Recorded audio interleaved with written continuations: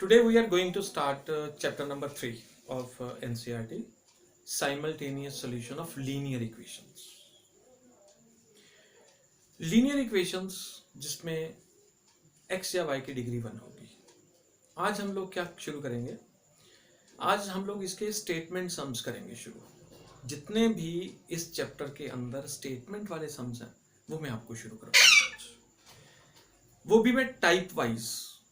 सबसे पहले आज हमारी शुरू होगी फ्रैक्शन टाइप. जब भी हम लोग फ्रैक्शन का मतलब क्या होता है, x ओवर y की फॉर्म में जो चीज गिवन हो, वो x ओवर y की फॉर्म में जो गिवन है वो फ्रैक्शन. क्लियर होगी बात? So first problem is on page number 54, question number 3, fifth part. हम लोग धीरे धीरे सारे के सारे कंप्लीट करेंगे, घबराने वाली कोई बात नहीं है. इसमें है fraction becomes 9/11 if 2 is added to both numerator and denominator.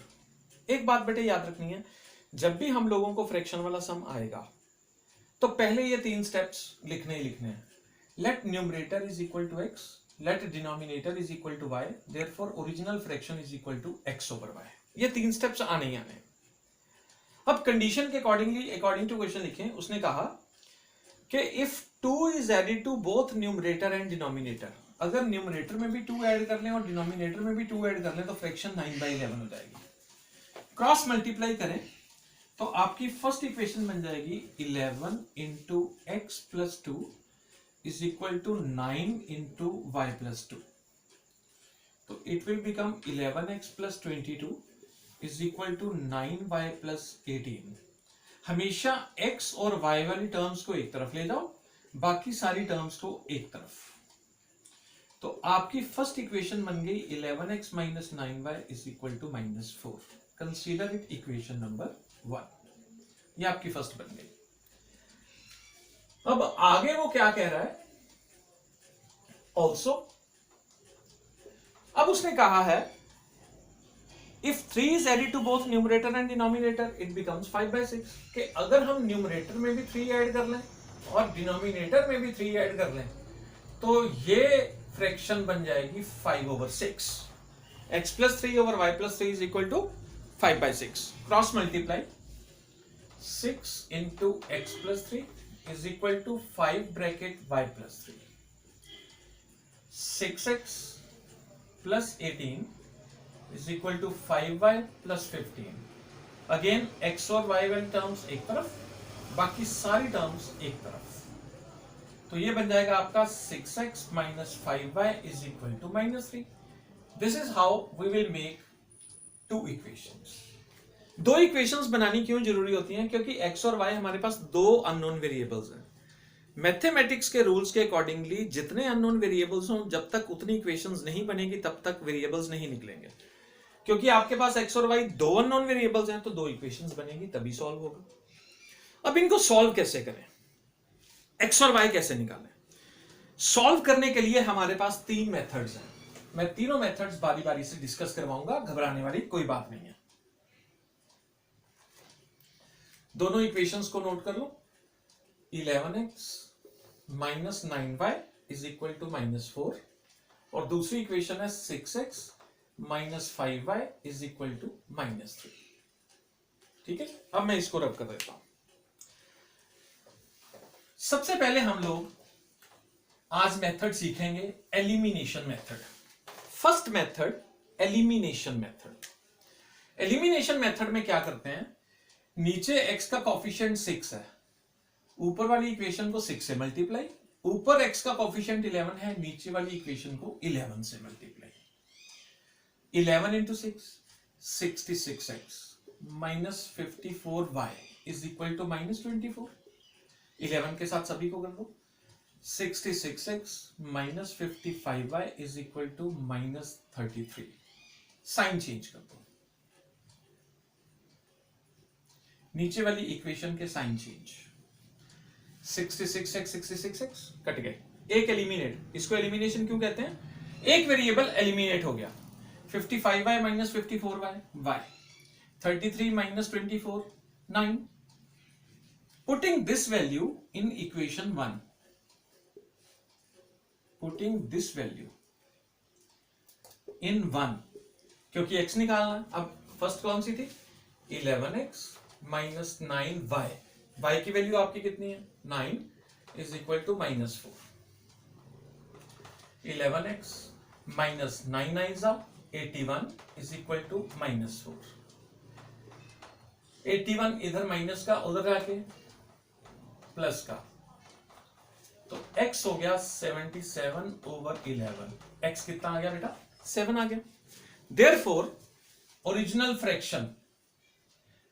Fraction हम लोगों ने क्या लेट की थी x/y, अब x आपका कितना आ गया 7 और y कितना 9, तो आपकी ओरिजिनल फ्रैक्शन हो गई 7/9, सिंपल। अब सेम जो प्रॉब्लम है, सेम टाइप की प्रॉब्लम आपको मिलेगी पेज नंबर 63 पर, क्वेश्चन नंबर 4 का second part. A fraction becomes 1/3 when 1 is subtracted from numerator. अगर न्यूमरेटर में से 1 सब्ट्रैक्ट करें, मतलब डिनोमिनेटर में से ना कुछ ऐड करना ना सब्ट्रैक्ट करना, तो फ्रैक्शन 1/3। जैसे ही फ्रैक्शन वाला सम आए तो पहली 3 लाइंस जो मैंने आपको बताई हैं मेरे साथ साथ रिपीट करनी है। ये आपका है पेज नंबर 63, क्वेश्चन नंबर 4 का second part. Let numerator is equal to x, let denominator is equal to y, therefore original fraction. मैं बेसिक्स के साथ ही स्टिक रहूंगा, मैंने आपको कहा ये 3 लाइंस लिखनी है तो ये लिखनी ही लिखनी है अकॉर्डिंग टू क्वेश्चन। अब क्वेश्चन पढ़ते हैं कि उसने क्वेश्चन में कैसे इस फ्रैक्शन को माउल्ड किया है। A fraction becomes 1/3 when 1 is subtracted from numerator.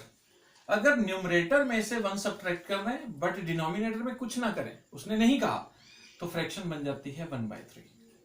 Cross multiply करना, 3 into x minus 1 is equal to y into 1, 3x minus 3 is equal to y one's the y, 3x minus y is equal to 3. Consider it equation number 1. Clear हो गया बेटा? फिर वो कह रहा है and it becomes 1/4 when 8 is added to denominator. Also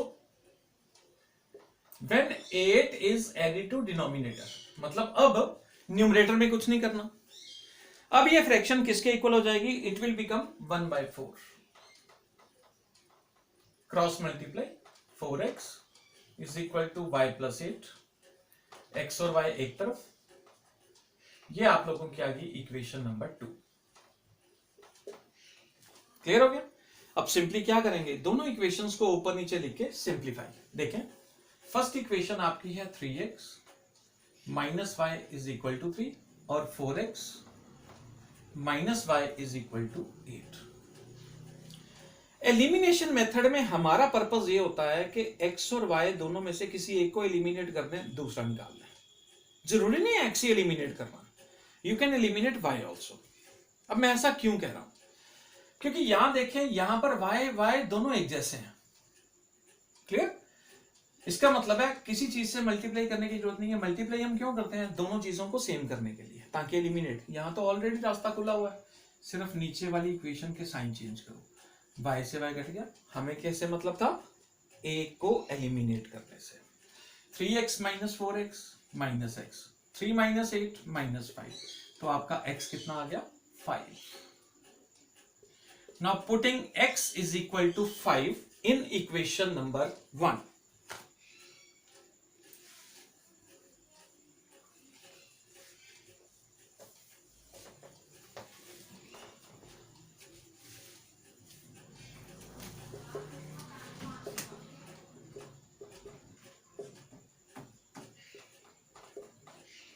three into 5 minus y is equal to 3, 15 minus y is equal to 3, minus y is equal to 3 minus 15 is equal to minus 12, तो y आ जाएगा 12। Therefore original fraction क्या मानी थी हमने? x over y। x आपका है 5 और y आपका आ गया 12, तो आपका आंसर आ गया 5/12। बेशक बेटे इन सबको फेयर कॉपी पे नोट कर लो जो आपकी स्कूल की है, सब कुछ आपको काम में आएगा, दो बार मेहनत करने की जरूरत नहीं है। ध्यान सिर्फ ये देना है कि आप लोग सारा काम नोट करते रहो, स्कूल की कॉपी पे करो, ट्यूशन की कॉपी पे करो, किसी और कॉपी पे करो, पर करो जरूर, ठीक। Next question same type, page number 57, question number second first part मैंने मेंशन कर दिया। इसमें भी हमारे पास फ्रैक्शन वाली टाइप। तो यहां तक पहुंचते पहुंचते आपको ये चीज क्लियर हो जानी चाहिए कि हमने 3 स्टेप्स क्या लिखने हैं। Let numerator is equal to x, let denominator is equal to y, therefore original fraction is x over y, and then according to the question। तो यहां पर भी हम लोग ऐसे ही शुरू करेंगे, let numerator is equal to x, let denominator is equal to y, आप पूरा पूरा लिखोगे, therefore original fraction is equal to x over y। अब चलते हैं according to question। बहुत ध्यान से सुनना, आप भी इसको सॉल्व करते समय अपनी एनसीईआरटी साथ निकाल के रख लें। If we add 1 to the numerator and subtract 1 from denominator, अगर हम न्यूमरेटर में 1 ऐड कर दें और डिनोमिनेटर से 1 को सब्ट्रैक्ट कर दें तो हमारी जो फ्रैक्शन है वो 1 हो जाएगी, equal to 1। Cross multiply x plus 1 is equal to y minus 1, क्योंकि 1 से मल्टीप्लाई होकर सेम आ जाएगा। x और y एक तरफ, अब यहां तक पहुंचते पहुंचते आपको स्टेप सारे याद हो जाने चाहिए। x minus y is equal to -2, आपकी इक्वेशन नंबर फर्स्ट होगी। ऑल्सो अब चलते हैं सेकेंड इक्वेशन के लिए, वो क्या कंडीशन दे रहा है। It becomes 1/2 if we only add 1 to the denominator.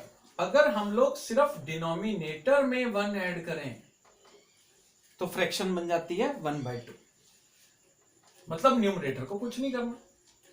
Cross multiply 2x, y plus 1 1 सा y प्लस 1, तो 2x minus y is equal to 1 आ गया। इक्वेशन नंबर 2 आ गई। दोनों को साइमल्टेनियसली सॉल्व कर लेंगे। x minus y is equal to -2, मेरे साथ साथ दोहराना है, एलिमिनेशन में x और y में से कोई एक इक्वल सेम होना चाहिए। अगर नहीं है तो बना लेंगे, अगर है तो फिर ठीक है। यहां देखो y ऑलरेडी इक्वल है तो सिर्फ साइन चेंज करो, minus y plus y cancel, x minus 2x minus x, -2 -1 -3, तो x की वैल्यू बेटा आपकी आ गई 3। ना putting x is equal to 3 in equation number 1, putting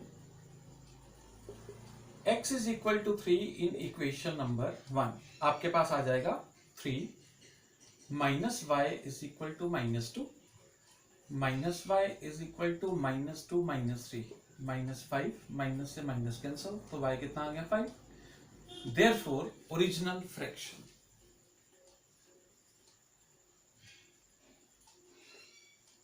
his equal to, हमने x ओवर y मानी थी, x आपका आ गया 3, y आपका आ गया 5, तो आंसर आ गया 3/5। बात खत्म। लो जी, नेक्स्ट टाइप बहुत बहुत इंपॉर्टेंट टाइप, पेपर में इस टाइप का आपको एक सम पक्का आएगा, upstream and downstream type. Upstream का मतलब क्या है? अपस्ट्रीम का मतलब होता है बोट का नीचे से ऊपर की ओर जाना, और डाउनस्ट्रीम का मतलब क्या है? ढलान से किसी चीज का ऊपर से नीचे की तरफ आना। बड़ी सिंपल सी और कॉमन सी बात है कि कोई भी चीज डाउनस्ट्रीम में जब आएगी तो वो अपने आप ही स्पीड पकड़ लेती है, स्पीड फास्ट हो जाती है। और कोई चीज हमने अगेंस्ट द स्लोप लेके जानी है तो वो अपस्ट्रीम है, ऊपर चढ़ाई करनी है, अपस्ट्रीम मतलब चढ़ाई करनी है, तो आपको पता है स्पीड कम हो जाती है। It's a common experience. अब अपस्ट्रीम और डाउनस्ट्रीम के सम में हम लोगों को करना क्या है? नाम से क्या लग रहा है? स्ट्रीम का मतलब पानी की स्पीड, तो पानी में क्या चलेगा? बोट। इसका मतलब यहां पे दो चीजें क्या हो गई, एक बोट की स्पीड लेट हो गई और एक स्ट्रीम की स्पीड लेट हो गई, वाटर की स्पीड। तो हम कहेंगे let the speed of boat is equal to x kilometre per hour. Let the speed of stream, stream का मतलब समझ गए बेटा? स्ट्रीम का मतलब वाटर के फ्लो की speed. y kilometre per our. Therefore, speed of boat downstream. Downstream मतलब ढलान से जब नीचे आएगी तो दोनों स्पीड्स प्लस हो जाएंगी.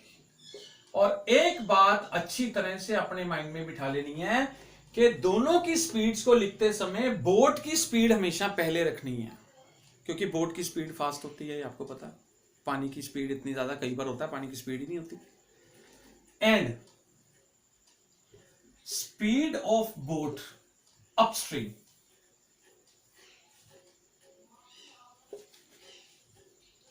अपस्ट्रीम में दोनों स्पीड्स माइनस हो जाएंगी क्योंकि स्पीड कम हो जाएगी. बोट की स्पीड हमेशा पहले रखनी है. कॉन्सेप्ट इसमें हमेशा हम लोग यूज करेंगे, we know that time is equal to distance over speed. Distance over speed मतलब इसका क्या है. मान लो हमें कोई कहता है कि बोट अपस्ट्रीम जा रही है, अपस्ट्रीम जाने में उसको 2 घंटे लगे. अब इसका मतलब क्या है. आपको अपस्ट्रीम का डिस्टेंस है पता है, सपोज कर लो 4 किलोमीटर है, तो 4 किलोमीटर डिस्टेंस की जगह पुट हो जाएगा. अपस्ट्रीम की स्पीड क्या है, x माइनस वाई, तो 4 over x minus y is equal to time कितना लग रहा है 2. आपकी इक्वेशन तैयार हो जाएगी.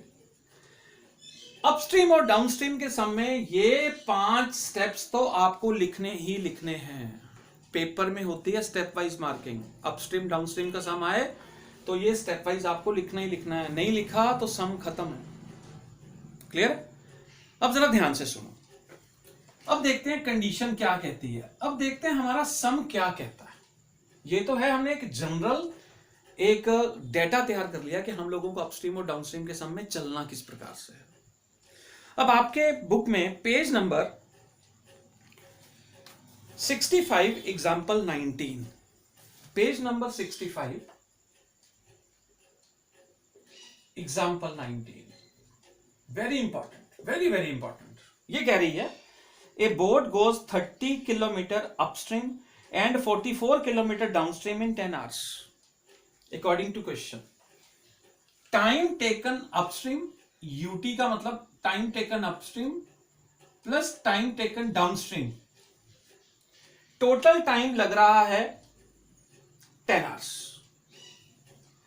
ये लिखने के बाद आपके दिमाग में एकदम आ जाना चाहिए हमने टाइम कैसे निकालना, डिस्टेंस ओवर स्पीड. अब अपस्ट्रीम का डिस्टेंस है 30, स्टेटमेंट में गिवन है. नीचे क्या रखनी है स्पीड. स्पीड ऑफ अपस्ट्रीम क्या है x माइनस वाई, तो ये हो गया time taken upstream plus time taken downstream. Downstream में वो कहता है इट गोज 44 किलोमीटर डाउनस्ट्रीम, तो 44 किलोमीटर डिस्टेंस ओवर स्पीड है डाउनस्ट्रीम की x प्लस वाई, तो time taken upstream plus time taken downstream is equal to कितना हो गया 10 hours.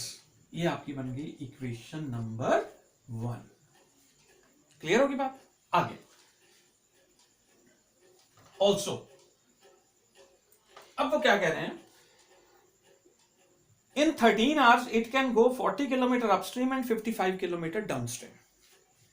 यहां पर भी time taken upstream plus time taken downstream is equal to 13 hours. Time taken upstream साथ साथ बोलते जाओ, distance of upstream over speed of upstream.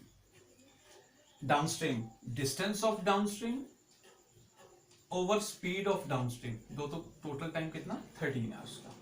ये हमारी बन गई इक्वेशन नंबर 2. क्लियर होगी बेटे बात. बहुत सिंपल है, एक बार करने में थोड़ा टाइम लगेगा but next time it will be okay. अब इन दोनों इक्वेशंस को सॉल्व करके हम लोगों को x और y कैसे निकालना.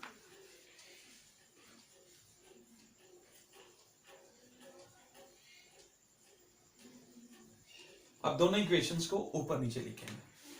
30 over x minus y plus 44 over x plus y is equal to 10. 40 over x minus y plus 55 over x plus y is equal to 13. Elimination. Elimination में हमारा मकसद क्या, कोफिशिएंट सेम बनाने हैं. नीचे 40 है ऊपर 30 है, जीरोस को छोड़ दो. ऊपर 4 से मल्टीप्लाई नीचे 3 से मल्टीप्लाई कर दो. 30 into 4 120 over x minus y plus 176 over x plus y is equal to 10 4 40। नीचे को 3 से कर दो, 120 over x minus y plus 55 3 165 over x plus y is equal to 39। Sign change कर दो, लो जी ये इक्वल बन गई है तो कैंसिल कर दो। 176 माइनस 165 11 आ गया, नीचे x प्लस वाई तो कॉमन है ही, इज इक्वल टू 40 माइनस 39 1। अब x प्लस वाई को क्रॉस मल्टीप्लाई कर दो, x प्लस वाई वन सा x प्लस वाई, तो x plus y is equal to 11। ये अभी आपकी इक्वेशन नंबर 3 आ गई। इसमें 2 बार एलिमिनेशन लगाना पड़ेगा। x प्लस वाई की वैल्यू 11 फर्स्ट इक्वेशन में डाल दो, putting x plus y is equal to 11 in equation number 1. 30 over x minus y plus 44 x plus y की वैल्यू 11 is equal to 10. 11 1 जा 11 4 जा 30 over x minus y is equal to 10 minus 4 is equal to 6. Cross multiply 6 नीचे आके divide हो गया, x minus y cross हो गया, तो ये बन गया x minus y is equal to 5, considering it equation number 4। अब आपके पास 2 और इक्वेशंस आ गई, इनको बस एलिमिनेशन लगा के हम फाइनल आंसर्स निकाल लेंगे। लो जी, अब आपके पास है x plus y is equal to 11, x minus y is equal to 5। Simple elimination, x से x cancel, y plus y 2y, 11 minus 5 6, तो y3 आ गया। पुटिंग y